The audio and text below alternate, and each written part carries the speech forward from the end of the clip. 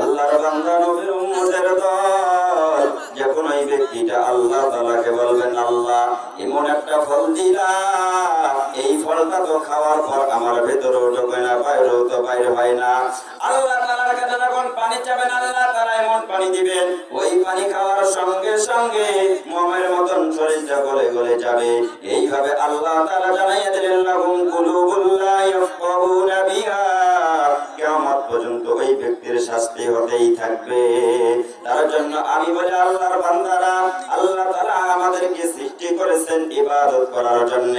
আল্লাহর নবী জানিয়ে দিলেন হাদিসের মধ্যে, আউয়ালু মা ইউহাসাবু বিহিল আবদু ইয়াউমাল কিয়ামাতিস সালাহ।